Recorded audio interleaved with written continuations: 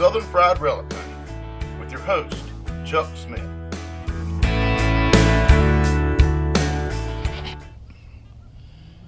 Well, good morning, everybody. We're here still looking for this camp. We're at a different spot now, and every time we come, we at a different spot. But I think today, it's just something tells me we're going to find something good. And I hope so. We got Rick over there. It's got a bunch of girl cows attracted to him. Old stud Rick. And Donnie Cato, Lee Melton, and Bill Stiles is over there at the truck. And we're going to get at it here. We've been at it for about 5 minutes or so. I dug a little piece of aluminum so far, and it's got an electric fence around it, and it's kind of interfering, but hopefully as we get away from this electric fence, that'll go away. Well, wish us luck. We're going to get started this nice, crisp, cool morning on Saturday. Let's get it. I got something pretty neat here. It's not nothing spectacular, but it could be leaning toward a Civil War camp. It's a rivet. I've already recovered it and identified it. But yeah, it's a small rivet and it's bent. And it's pretty old. You can tell by the brass. Used a lot of rivets on like the knapsacks and different things, different parts of the, accessories they carried. And this is a small rivet, and it fit perfectly for what he used it for. But hopefully I can find something better. But that does lead toward Civil War activity. I'll be back when I find something better. See ya. Sitting here and was digging the target, and they got this little bottle. It ain't real cool. I mean, it ain't real unique, but it's real cool. It looks like maybe an insulin bottle, an old insulin bottle or something. It's got the made in USA, and it's got the medical thing in the little bottle in it. And right in the middle of the made in USA looks like some kind of medicine thing. Let's see if I can get in. But yeah, that's pretty neat. I've never seen anything like that before. I just thought I'd share it with you. We'll see you in a bit. We'll go over here. Bill said he found a nice little point, huh? Donnie just dug up a big old chain. But Bill had a nice pretty set. He found a really pretty arrowhead, a point. Let's go here and check it out. How much I love arrowheads. My nose is to the ground right now as I walk over to Bill. Check it out.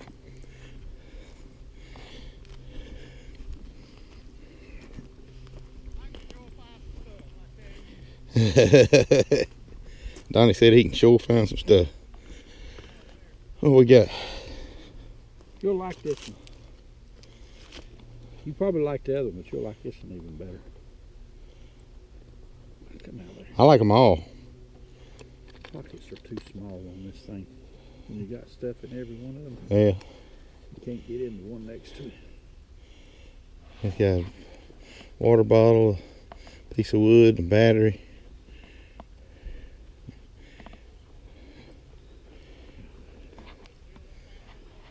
He's giving me got the nectar in his hand.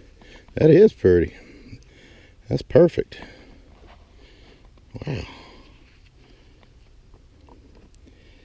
Ain't nothing wrong with that for sure. Ain't broke off nowhere. Got a sharp point on it. Sharp, ain't it? Sure is. That's awesome, Bill. Awesome, Bill. That's awesome, Bill. I heard that before somewhere. Somewhere. I think it was down there, Dawsonville, wasn't it? Dawsonville, yeah. Kind of like down there, I heard that.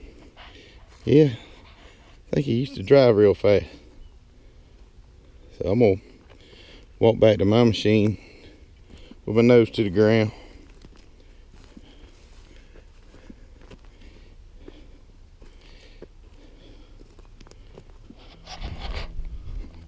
Bill's done found another pretty point.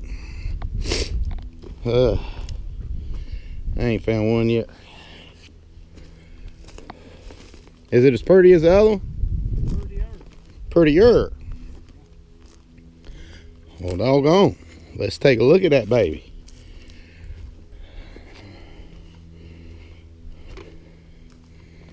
Prettier. Water bottle, piece of wood, batteries. You reach it in the wrong pocket. Oh, you got to get them out so you can reach your hand in.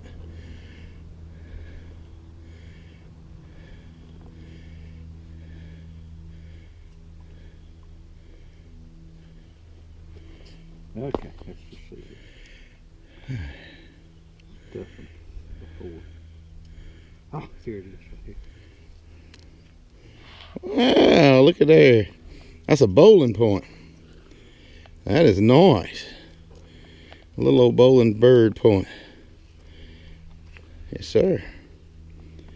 I found there's a place in where me and my dad go that we call Bowling Hill because there's so many of these type areas. So that's nice though. Sweet. Nice and simple, though, ain't it? Yeah, it is. That's a bowling. I'm like 90% sure. Enough that I'll put it on my video because I know somebody, if it ain't, they'll say, no, that ain't a bowling. That's something here. It's just weird that this rock ain't another one like it in this whole field. It's got looks like petroglyphs on it or something, some kind of scratches. It's better on the other side. See right here? I don't know if that's meant to do that or if there's a plow that went across it. That's just kind of weird how that's just shaped like that. It's pretty neat. I'm probably going to leave it here. I'm not going to take this big old thing back to the truck. But I thought it was pretty neat to look at. If you got any ideas, let me know. Alright, we'll see you in a little bit. Hey everybody. We just stopped by on our way home. Local park in a town nearby. And we just wanted to swing around, see what we could find. And I got a pretty good one here. It's a Great Seal button. World War I, World War II. You can see the eagle on there. I'm trying to get it so you can see the eagle. It's pretty sweet. I'm glad to have it. It's down about 5 inches deep. And hey, at least I'm not going home empty-handed. We'll see you at the next one. Hope we can find some more. We'll see. Hey everybody. Before we call it a day, we at one of South Carolina's monuments.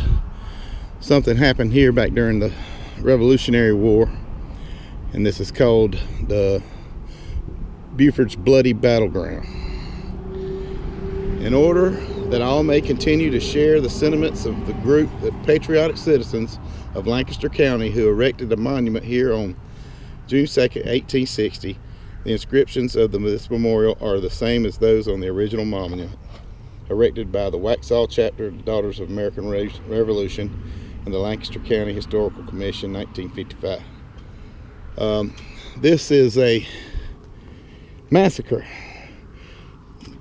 Tarleton from the British Army came at night and just massacred several patriots in their sleep with his sabers, and they didn't have time to do nothing. And I'm coming up on the mass grave right here.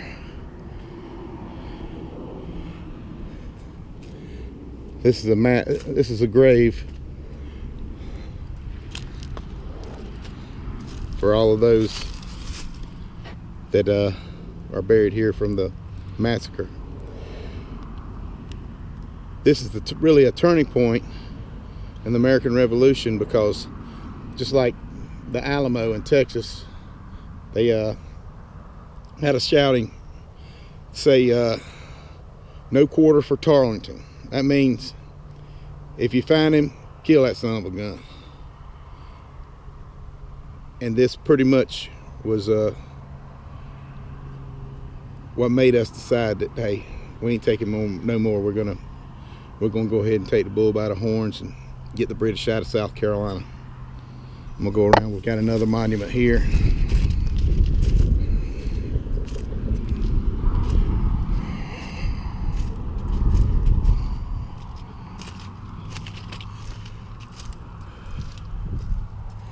I'm gonna go in here so I can read it.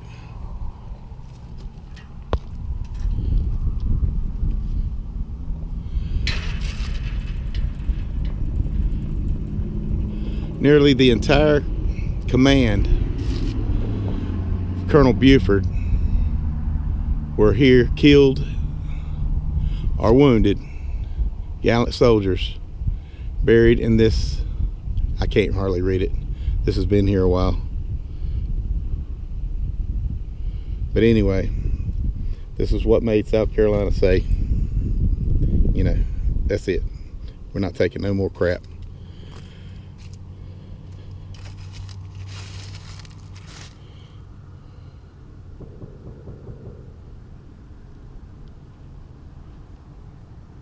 It's another one. We'll go over here and show you one more thing. This is just the mass grave of all the soldiers that were killed that day.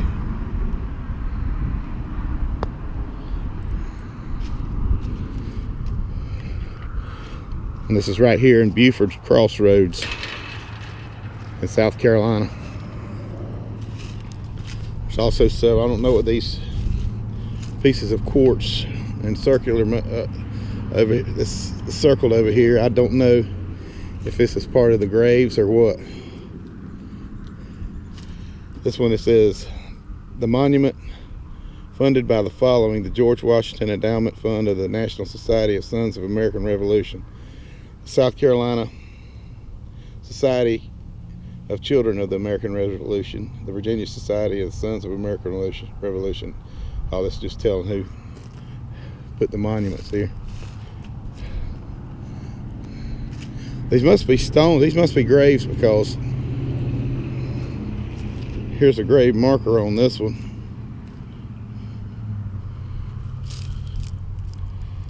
A.F. Plowed.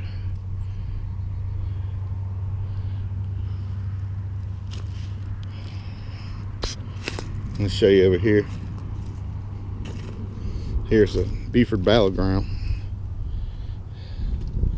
erected to the memory and honor of the brave and patriotic American soldiers who fell in the battle which occurred at this place on the 29th of May 1780 between Colonel Abraham Buford, who commanded a regiment of 350 Virginians, and Colonel Tarleton of the British Army with 350 cavalry and a like number of infantry.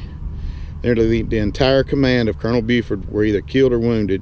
Gallant soldiers are buried in this grave that left their homes for the relief of Charleston, hearing at Camden of the surrender of that city, were returning. Here their lives were ended in the service to their country. The cruelty and barbarous massacre committed on this occasion by Tarleton and his command, after the surrender of Colonel Buford and his regiment, originated the war cry, "Remember Tarleton's quarters." A British historian confesses at this battle the virtue of humanity was totally forgot. So that's the war cry they used, was "Remember Tarleton's quarters," because he offered no quarter to none of the American soldiers here. He just killed them and massacred them all.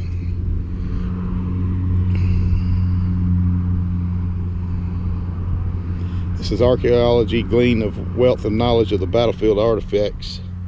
Through careful study of musket balls, buttons, gun parts, etc., they can determine the troop locations and weapons used, even where individuals were killed.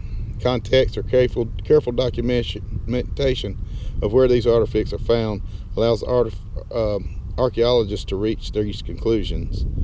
The map above shows the artifact distribution. Careful scrutiny reveals how and where these battles were fought, shedding new light on the event that took place long ago.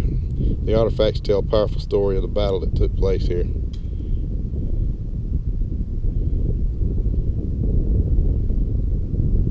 That's awesome. It's showing the distribution of the artifacts that were found.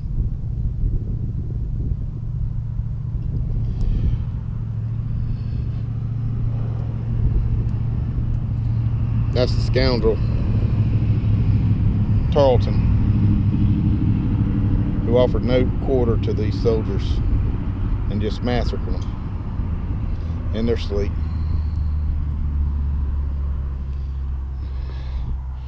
And this is the